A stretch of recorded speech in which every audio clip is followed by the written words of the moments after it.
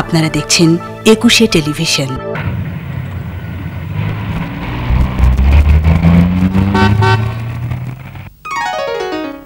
কে রে মেয়েটা? নীলা। নীলাকে? সংক্ষিপ্ত বায়োডাটা হচ্ছে আমাদের ইংলিশ ডিপার্টমেন্টে পড়ে। বাড়িদারে নানা বাড়িতে বসবাস, নানা বিরাট বড় লোক, ইন্ডাস্ট্রিয়ালিস্ট। কিন্তু এভাবে গাড়ি চালাবে কেন? নতুন শিখেছে মনে হয়।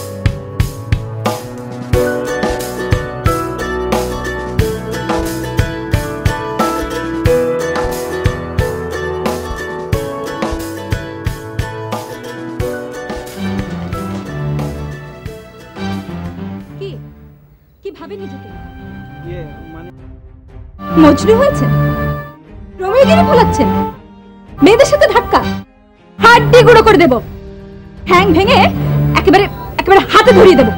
এ কি রে, এই যে দেখে মাস্তানের মতো কথা বলে।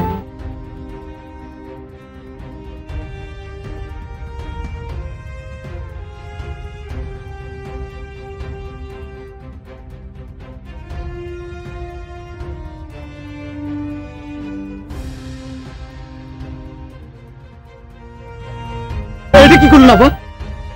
আমার যা ইচ্ছে তাই। আমি গরিব মানুষ, বাদাম বেচে খাই। কত দাম বলো, কত দাম?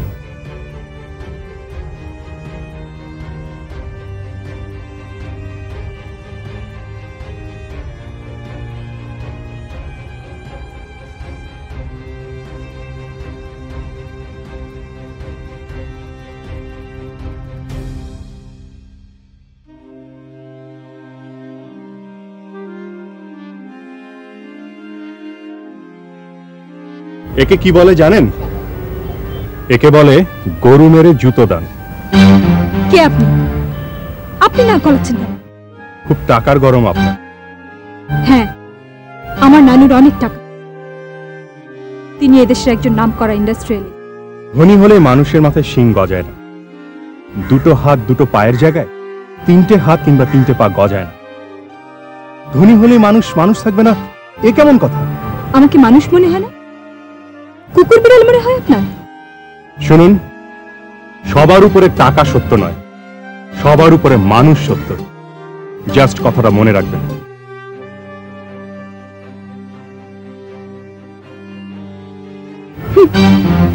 চল।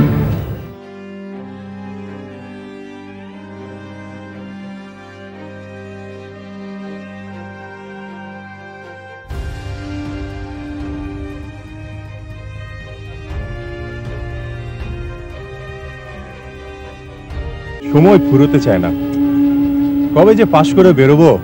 লাভ নেই শহীদ, ধর এখন তো ফাইনাল ইয়ার, 6 মাস পর পরীক্ষা। পরীক্ষা দিলাম, পাশ করলাম, তারপর চাকরির চেষ্টা। বাবা মা বড় আশা করে বসে আছেন ছেলে মানুষের মতো মানুষ হবে। একটা মোটামুটি চাকরি পেলেই বাবা মা ভাববেন ছেলে মানুষ হয়ে গেছে। চাকরি না করলে মানুষ মানুষ থাকে, তবে আমাদের মতো মধ্যবিত্ত পরিবারে চাকরি না পেলে পরিপূর্ণ মানুষ ভাবে না। এই যা, তোর তো মধ্যবিত্ত পরিবার, ঢাকায় কত চেনা জানা লোক আছে। আমি গ্রাম থেকে এসেছি, বাবা কৃষক, জমি জমা বেচে লেখাপড়া শিখ। আমার অবস্থাটা ভাব। তা অবশ্য ঠিক।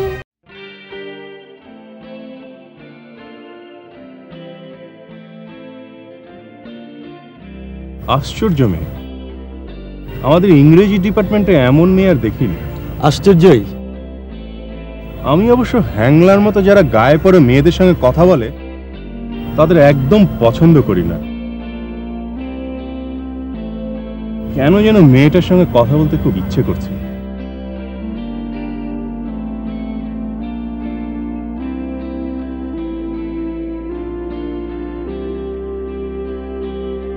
আপনি?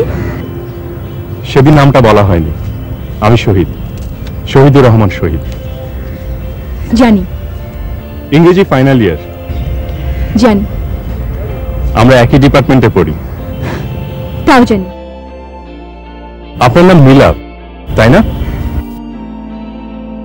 আচ্ছা, আপনি সবসময় রেগে থাকেন কেন বলুন তো? সবসময় রেগে থাকা স্বাস্থ্যের জন্য ভালো নয়। জাস্ট কথাটা মনে রাখবেন। উপদেশের জন্য ধন্যবাদ।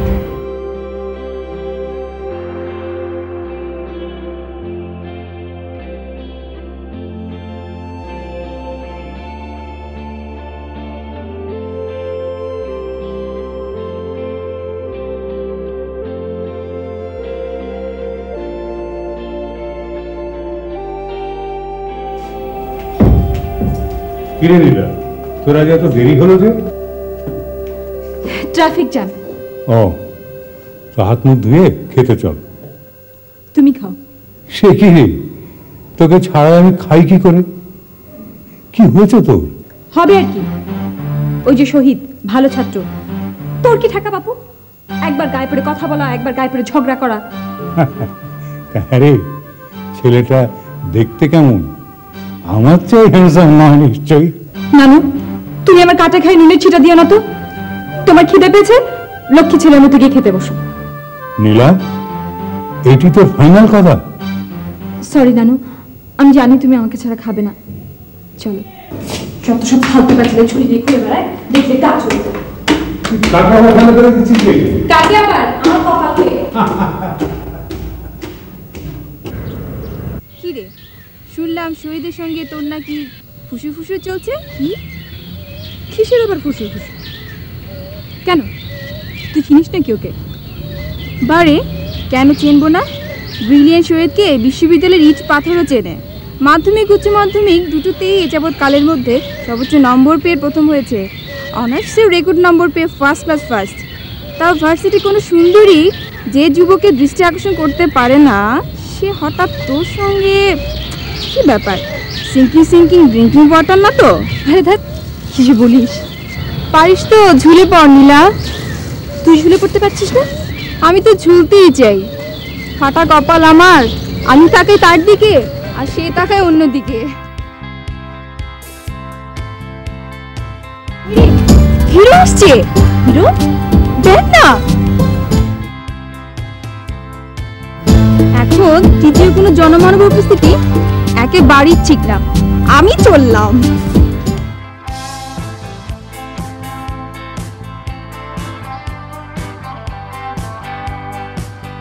শুনুন,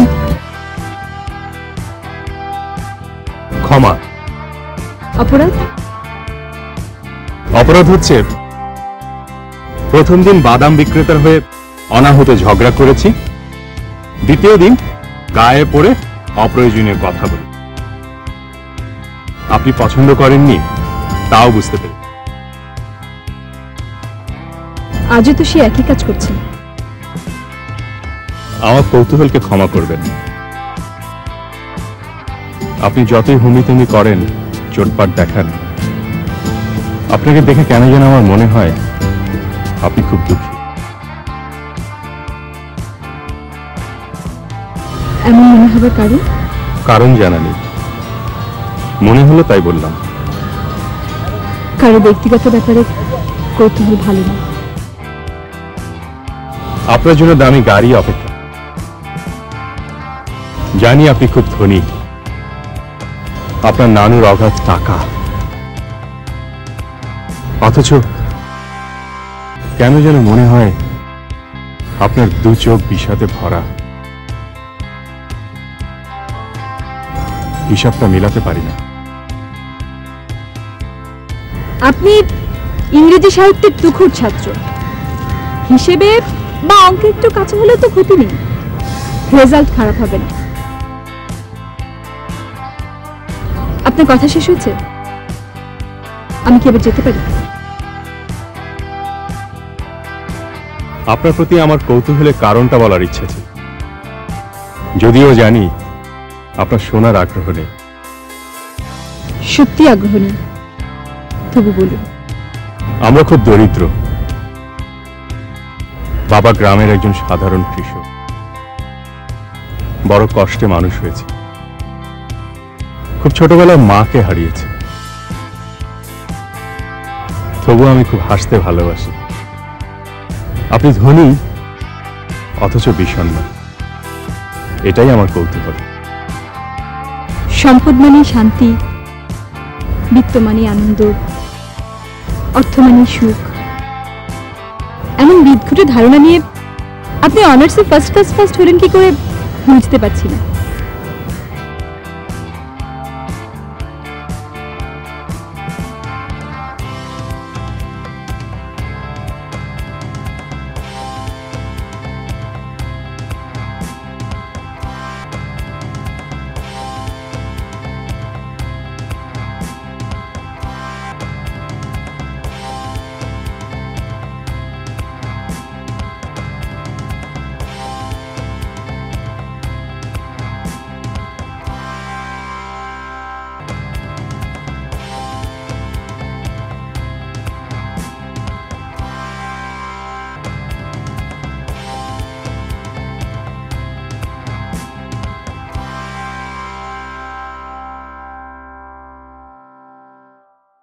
কিরে, এমন সুন্দর মুখ কালো মেঘে ঢাকা, কি হয়েছে কি?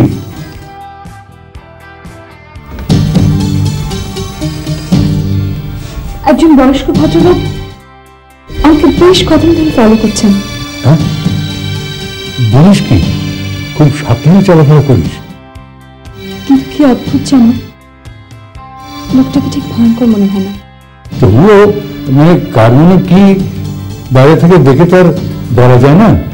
আচ্ছা নানু, বিনা কারণে কেউ কি কাউকে ফলো করতে পারে? তোর বুঝবারও ভুল হতে পারে, হয়তো আসা যাওয়ার পথে হঠাৎ করে ভদ্রলোকের সঙ্গে দেখা হয়ে যায়। হতেও পারে, তবে একটা জিনিস সেদিন আমাকে অবাক করলো। কিরকম? ভদ্রলোক গাড়িতে হেলান দিয়ে চশমার কাঁচ পরিষ্কার করছিলেন। কয়েকটা মুহূর্ত আমি তার দিকে তাকিয়ে থাকলাম। মনে হলো দুঃখী একজন মানুষ কি যেন বলতে চান। অত আবার কত ভাবিস না তো, take it easy and forget ইট।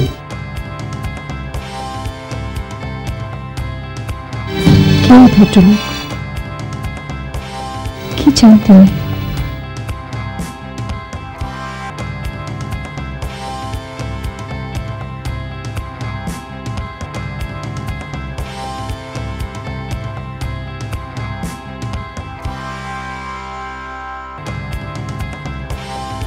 করিম, লক্ষ্য করেছো? জি আপা, লোকটির কোনো কাজ নেই, সকালে বিকেলে দাঁড়িয়ে থাকে।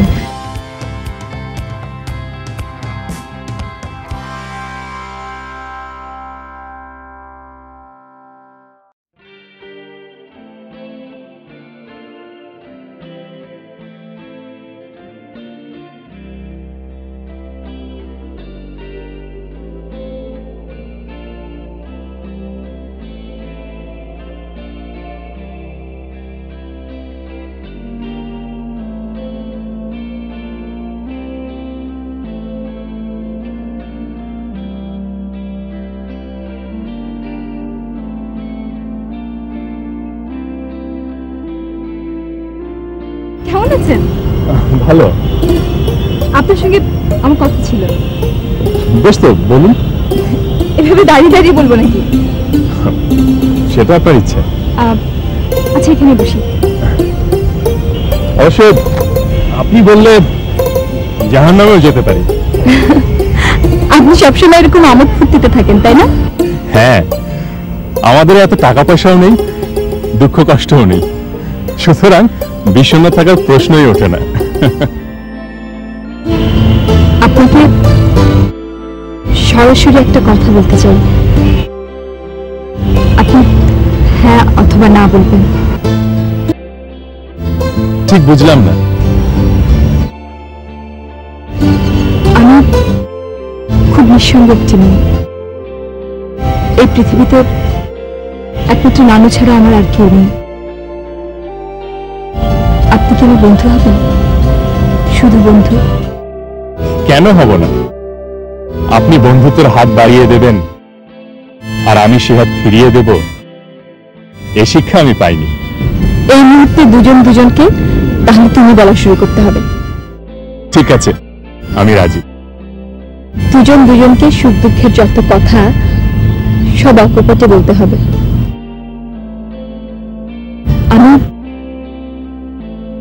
আমি আমার কথা আজই এখনই। তুমি শুনবে না? চলো, এখানে না, কোনো চাইনিজ রেস্টুরেন্টে গিয়ে।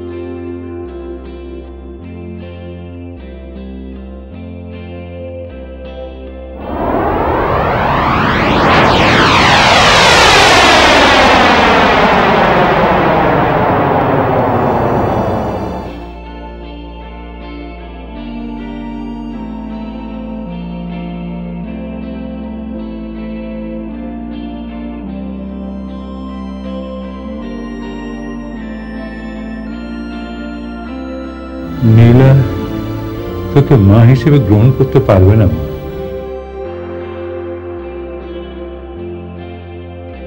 বাবা, আমি সুদূর আমেরিকা থেকে ছুটে এসে। হ্যাঁ, 5 বছরে এসে ছোট্ট অসহায় নীলাকে রেখে চলে গেছিস। এখন তো আর নীলা সেই ছোট্টটি নেই। ইংরেজি সাহিত্যে অনার্স ফাইনাল ইয়ারে পড়ছে।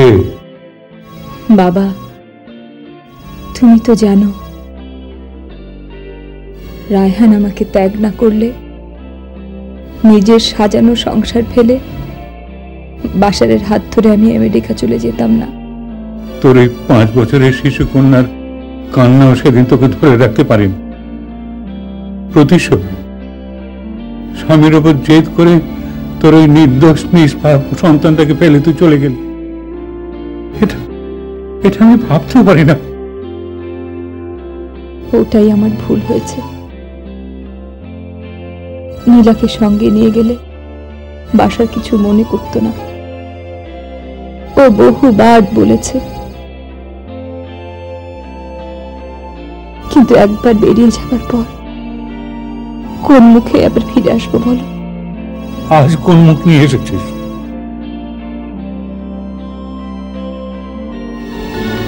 রায়হান বিনা দোষে আমাকে ডিভোর্স করে মনিকাকে বিয়ে করলো। আমিও বিপত্তিক বাসারকে বিয়ে করে বিদেশে চলে গেলাম।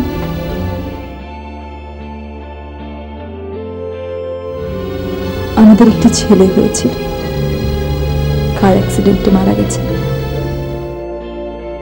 কিছুদিন আগে বাসারও স্ট্রোকে মারা যায়। আজ এত সম্পত্তি নিয়ে আমি বড় নিঃস্ব বাবা।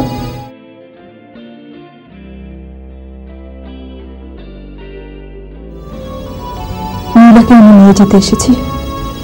মাঝখানে 18টি বছর পেরিয়ে গেছে নাজমা। 18 বছর বড় দীর্ঘ সময় মা।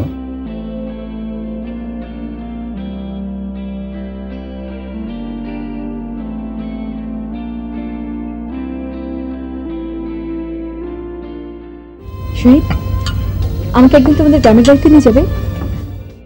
তোমার ভালো লাগবে না নীলা, আমাদের গ্রামে এখনো বিদ্যুৎ পৌঁছায়নি। স্টেশন থেকে অনেকটা পথ পায়ে হেঁটে গরুর গাড়িতে করে যেতে হয়।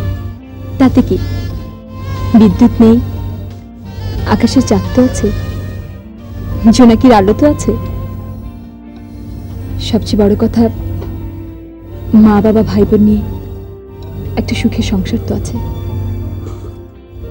সুখের পাশাপাশি অভাবও আছে, নুন আনতে পান্তা ফুরানোর কষ্টও আছে। আমাকে কবে তোমাদের গ্রামের বাড়িতে নিয়ে যাবে? তুমি যেদিন বলবে আমি কোনোদিনই বলবো না। তুমি একদিন হঠাৎ করে এসে বলবে, নীলা চলো আমাদের গ্রামের বাড়িতে যাবে, ব্যাস আমি নানুকে বলে বেরিয়ে যাব।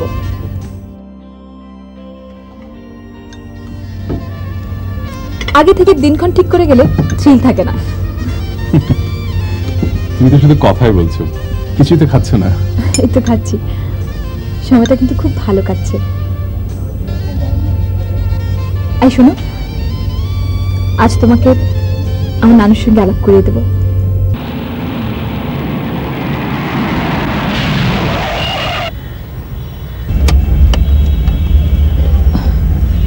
এখানে থামতে বললে যে?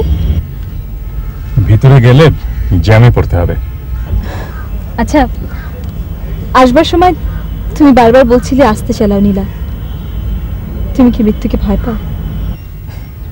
না, মৃত্যু অবসম্ভাবী। মৃত্যুকে কেউ ঠেকাতে পারে না।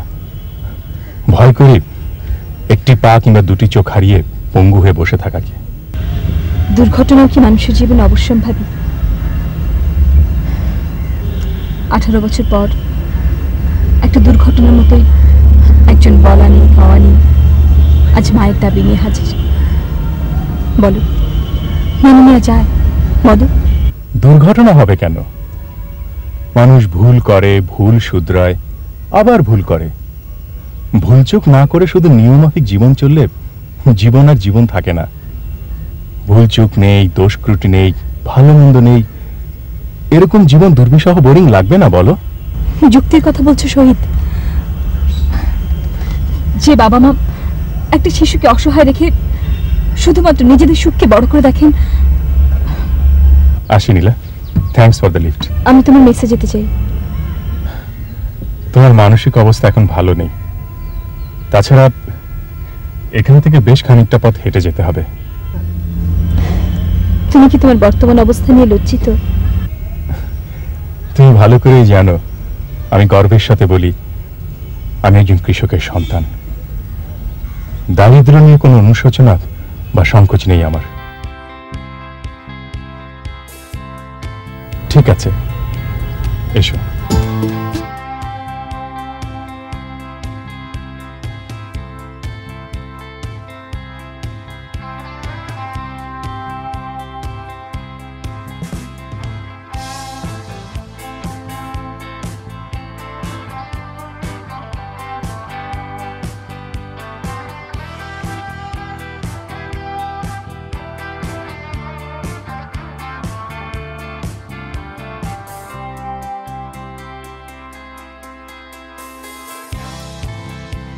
নীলা, ও হচ্ছে রুবেল, আর রুবেল ও নীলা, মানে আমার নীলা।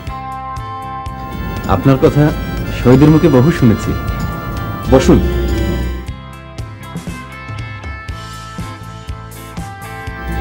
আপনি পড়ছিলেন, ডিস্টার্ব করলাম? মোটেই না। তাহলে বসুন, আমি আসছি। না না না, আপনি বসুন, আমি হয় অন্য একদিন আসবো। মেসটা চিনে গেলাম। এখনকার বাঘবাগানে চা না খেয়ে কোথায় যাবেন? আমার আর শহীদের অলিখিত চুক্তি, ওর গেস্ট এলে আমি যাই, আমার এলে ও। আপনারা বসুন, আমি যাবো আর আসবো।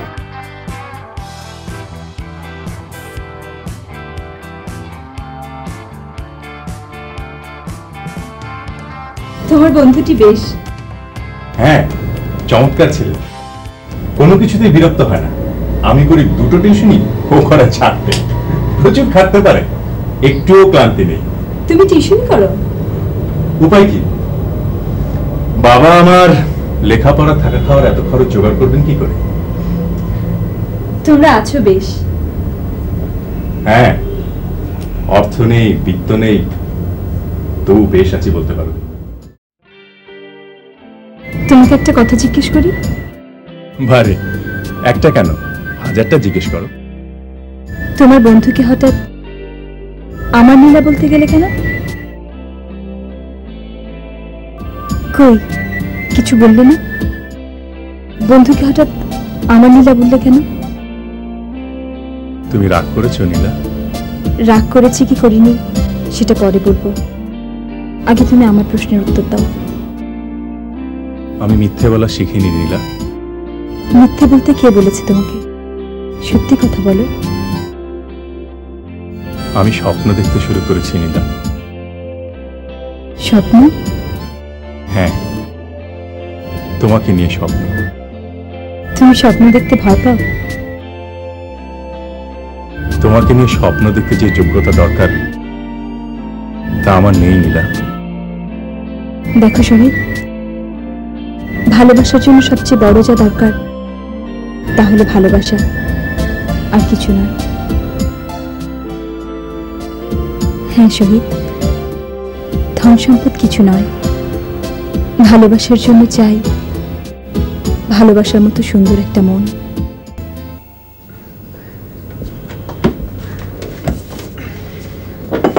এখানকার বাকুরখানি খেয়ে দেখেন কেমন, চায় ডুবিয়ে খান আরো মজা লাগবে। শহীদ, আমি টিউশনটা সেরে আসি, আপনি কিছু মনে করবেন না, আসি। হ্যাঁ,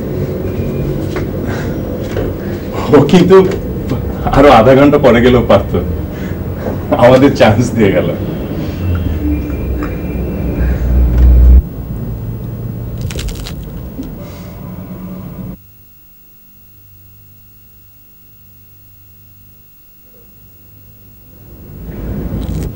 তোমার নানু চিন্তা করবে নীলা। যেতে বলছো?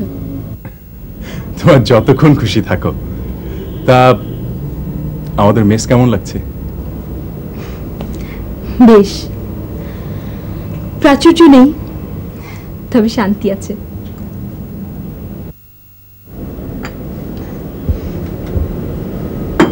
চলি তাহলে।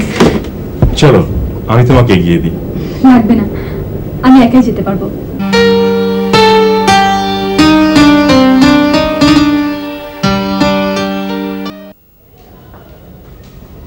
নীলা, তোমার সাথে আমার কিছু কথা ছিল। পরে কথা হবে, আমি এখন ক্লান্ত, বিশ্রাম নেব।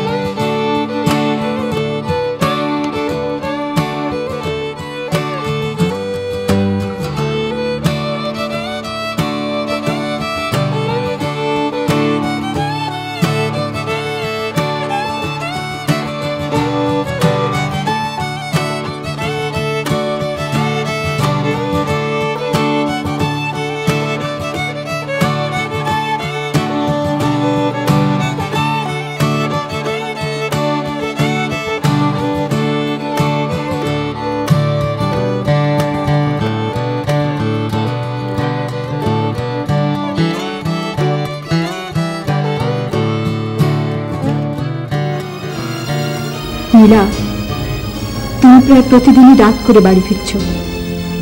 হ্যাঁ, রাস্তাঘাটে কত রকম দুর্ঘটনা ঘটতে পারে।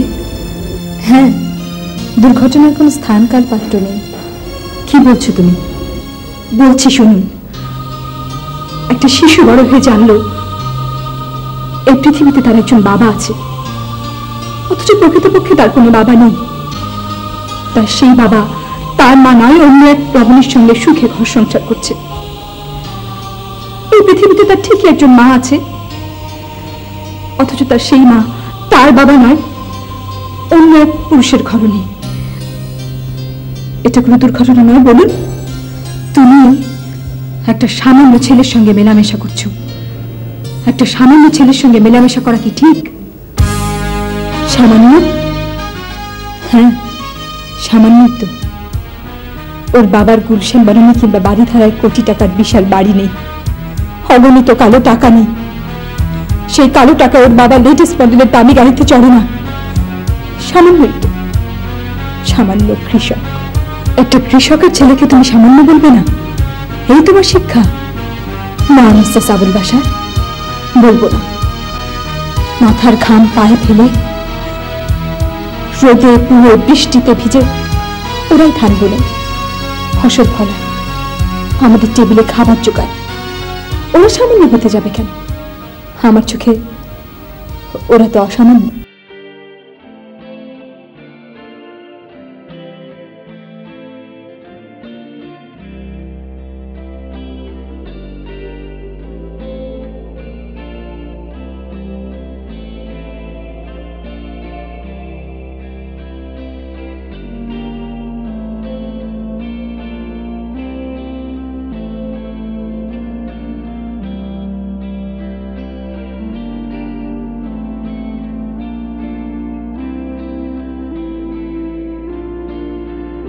শুনুন, তুমি ঘুমোওনি নীলা? না, আপনি এ বাড়িতে আসার পর থেকে আমার ঘুম হয় না। বেশ, আমি চলে যাব। না, আপনি যাবেন না। এটা আপনার বাবার বাড়ি। এ বাড়িতে আপনার অধিকার আমার চেয়ে অনেক বেশি। আমি এ বাড়ি ছেড়ে চলে যাব। আমি তো এখানে থাকতে আসিনি, আমি এসেছি তোকে আমার সাথে আমেরিকা নিয়ে যেতে। আমার এত ধন সম্পদ, অথচ তুই ছাড়া আমার আর কেউ নেই। শুধু ধন সম্পদ দিয়ে জীবন চলে না, সন্তান ছাড়া মায়ের জীবনও চলে না। মা, অবশেষে বুঝেছেন তাহলে? হ্যাঁ, বুঝেছি। সন্তান ছাড়া মায়ের জীবন শূন্য। সন্তান ছাড়া মায়ের জীবনের কোনো দাম নেই। এ কথা অনেক দেরিতে হলে আমি বুঝেছি। মা, কিসের মা? কার মা? কেমন মা? 5 বছরের একটা শিশুকে অসহায় অবস্থায় ফেলে চলে যেতে যে মায়ের এতটুকু হৃদয় কাঁপে না, সেই মা। তখন কোথায় ছিল আপনার মাতৃত্ব? আজ এতদিন পর আমার উপর দাবি করতে কেন এসেছেন? কেন আমার জীবনটাকে তছনছ করে দিচ্ছেন? আমার কেউ নেই, মা নেই, বাবা নেই, কেউ নেই, কেউ নেই। তুই বল, আমাকে যত পারিস বল। আজ আমি বড় নিশ্চয় মা। মাতৃত্ব না? একটা দোলনা দোলা শিশুকে ফেলে ঘর ছেড়ে চলে যাওয়ার সময় কোথায় ছিল আপনার মাতৃত্ব? এখন কেন এসেছেন বলুন? কোন অধিকারে এসেছেন? আমি তোর মা। না, মানি না। জন্ম দিলে মা হয় এ কথা আমি মানি না। আপনি চলে যান, প্লিজ চলে যান এখান থেকে, প্লিজ।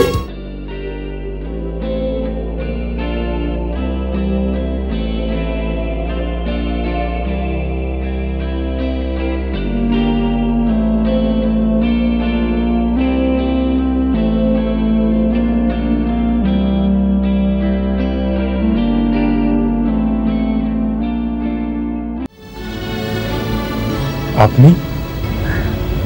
হ্যাঁ বাবা, আমি একটা অনুরোধ নিয়ে তোমার কাছে এসেছি।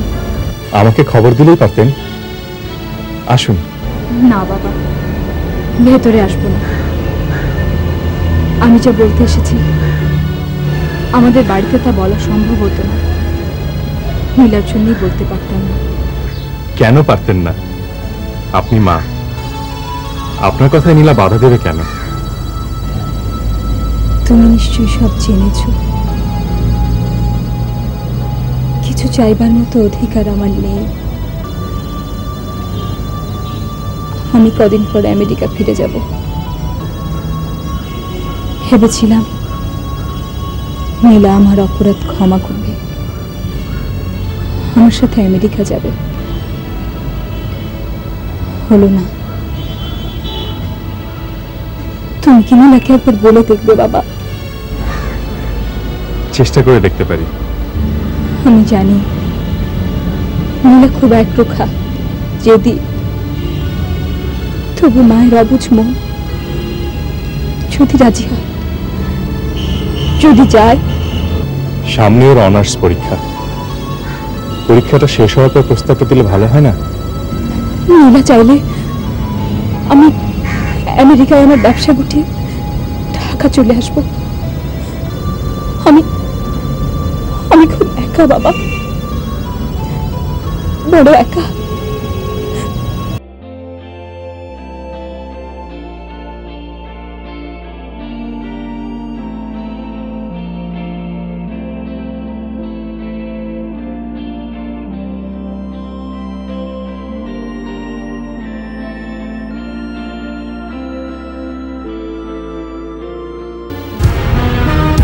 5 বছরের একটা শিশু সন্তান বাবা মাকে হারিয়ে তো সেদিন একা হয়ে গিয়েছিল। আজ থেকে 18 বছর আগে জেদের বসে তোমার মা একটা ভুল করেছেন, উনি তা স্বীকারও করেন। একজন অনুতপ্ত নিঃসঙ্গ মা একমাত্র সন্তানের কাছে ছুটে এসেছে। তোমার কি কিছুই করণীয় নেই? তুমি চাইলে ওনার সাথে আমেরিকা চলে যেতে পারো। এমনকি তুমি চাইলে উনি আমেরিকা থেকে চলে আসবেন। আমি অন্তর থেকে যে মেনে নিতে পারি না, আমাকে তাই করতে বলছো?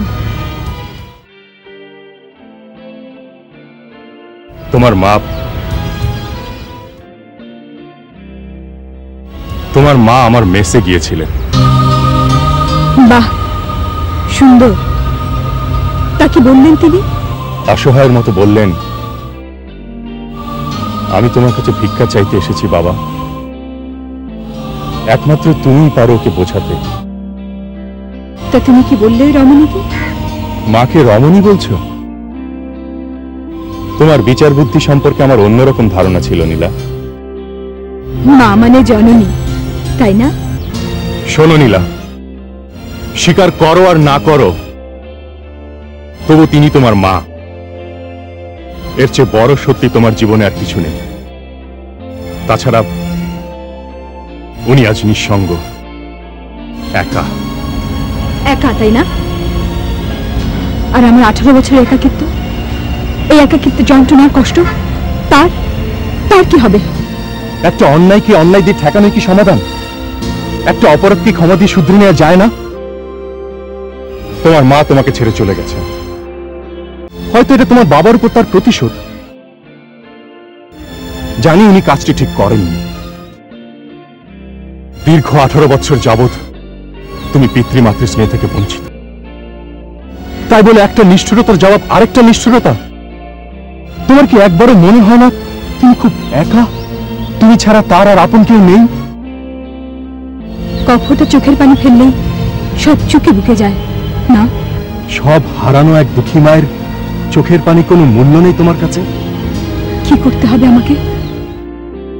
অন্যায়ের বদলে ন্যায় করতে হবে?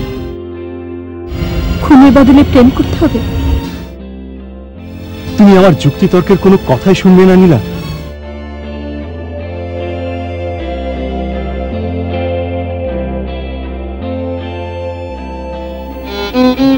হ্যাঁ, আমি শহীদের মেসে গিয়েছিলাম। শোন মা, অপরাধ আমি করেছি, তোর বাবা করেছে। আমাদের ভুল, আমাদের লোভ, আমাদের প্রতিশোধ তোকে পিতৃমাতৃহীন করে রেখেছে। আমাদের জীবনটা তো অন্যরকম হতে পারত। তুমি, আমি, বাবা, একটা ছোট্ট সংসার, সব ঠিক হয়ে যাবে মা। আমি গিয়ে 1 মাসের মধ্যে সব বিক্রি করে চলে আসব। তুই শুধু বল মা, ফিরে আসবো? ফিরে এলে কি আমরা আর কোনোদিন সহজ হতে পারবো? 18 বছর আগে ভালোবাসার যে বন্ধন ছিঁড়ে গেছে, তা কি আর জোড়া লাগানো সম্ভব? কেন সম্ভব নয় নানু ভাই? মানুষ চাইলে কি না পারে। সন্তান হারিয়ে মা বেঁচে থাকে, বাবাকে হারিয়ে ছেলেও মরে যায় না। তুই আমেরিকা চলে যাব, কিন্তু 1 মাসের মধ্যে ফিরে আসবি। বল নীলা, ফিরে আসবো? বল নীলা, বল।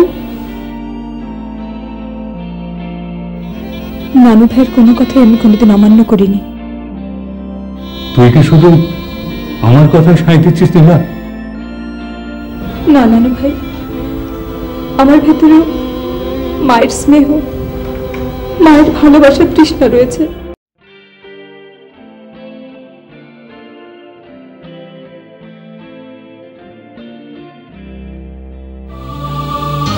তুমি ফিরে এসো মা।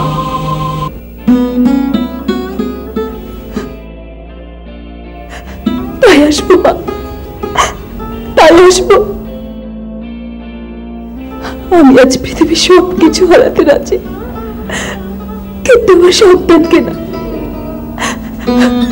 আমি তোকে ছাড়া বাঁচবো না নীলা, আমি তোকে ছাড়া বাঁচবো না মা।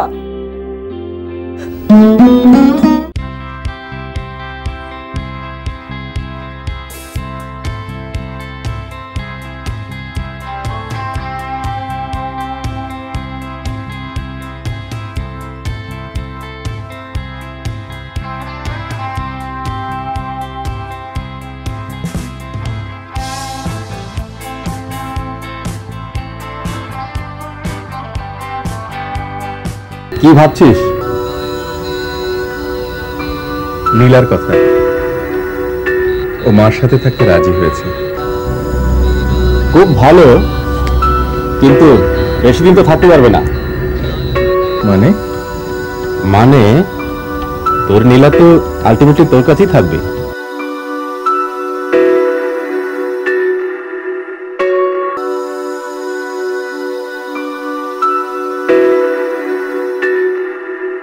তুই চাইবি আর আমি দিব না, তা হয় কখনো?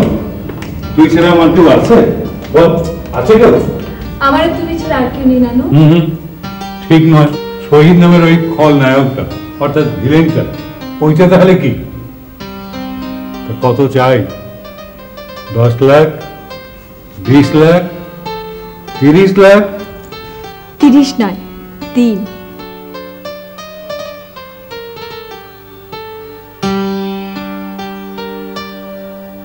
জিজ্ঞেস করলেন না নানু, কেন টাকা, কিসের জন্য টাকা?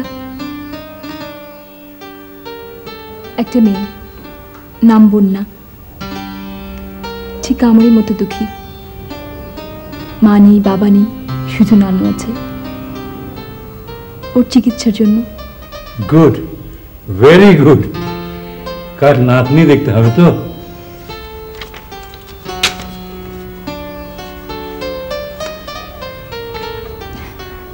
থ্যাংক ইউ সো মাচ নানু, থ্যাংক ইউ।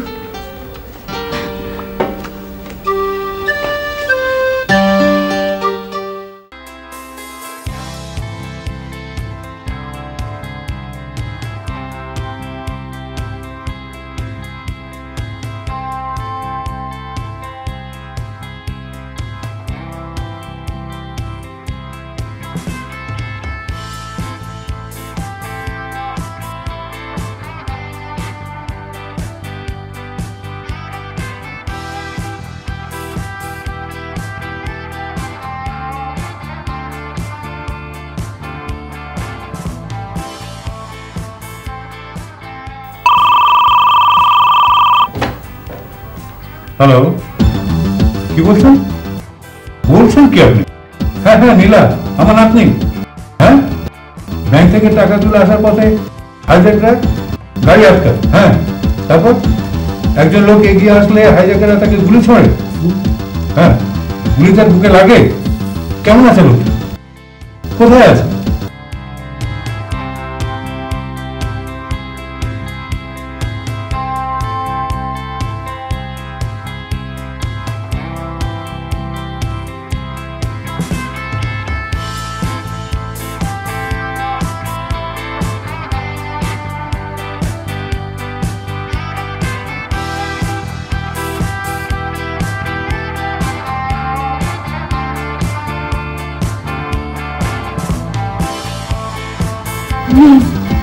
নেই? নেই মানে? আমাকে হাইজ্যাকারদের হাত থেকে বাঁচাতে গিয়ে লোকটা মারা গেছে নানু।